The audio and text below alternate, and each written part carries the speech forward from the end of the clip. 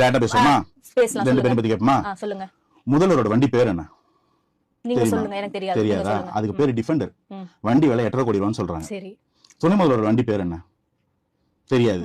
அவர் வச்சிட்டு இருக்கிற வண்டி கலெக்ஷன் எல்லாமே ஒரு 2 கோடி 3 கோடிக்கு மேலன்னு சொல்றாங்க. ஜெயலலிதா அம்மையோட வீடு எங்க இருந்துச்சு? போயஸ் கார்டன். அவங்க ரெஸ்ட் எடுக்கிற தோட்டம் எங்க இருந்துச்சு? கொடநாடு. எடப்பாடி ஐயோட கார் பேர் என்ன? தெரியாது. தோராயமா விலை 2 கோடி இருக்குமா? அதே மாதிரி தானே இருக்கும். எளிய அரசியல் பண்ற சீமானோட கார் பேர் என்ன? விலை என்ன? தெரியாது. அதுவும் ரேஞ்ச் ரோவர், ஏறக்குறைய 80 லட்சம் 1 கோடி ரூபாய் வண்டி. சொகுசு அரசியல்ன்றதுக்கு டெஃபினிஷன் என்ன வச்சிருக்கீங்க? சொகுசு அரசியல் ஒரு வார்த்தையை ஈஸியா குத்திக்கிட்டே இருந்தீங்கல்ல. சொகுசு அரசியலுக்கு எனக்கு விளக்க சொல்லு. போயஸ் கார்டன்ல வீடு, கொடநாட்டுல எஸ்டேட், ஆழ்வார்பேட்டையில செனட் ஆஃப் ரோட்ல வீடு. சரி, விஜய் சார் என்ன கார் வச்சிருக்காரு? சொந்த காசுல சம்பாதிச்ச காசு,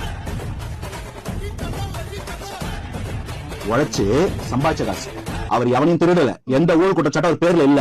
அரசியல் நடத்துறன்னு திருநிதி திரட்டல. கட்சியில நிர்வாகிகளை தோக்கடிக்கிறதுக்காக வரங்க. நீங்க பண்ணாம கேள்வி கேட்டீங்களா? இந்த மாதிரி உங்களுக்கு இவ்வளவு ஒரு வன்மம் இருக்கு இல்லையா? இந்த வன்மம் திருநாம இருக்கான்னு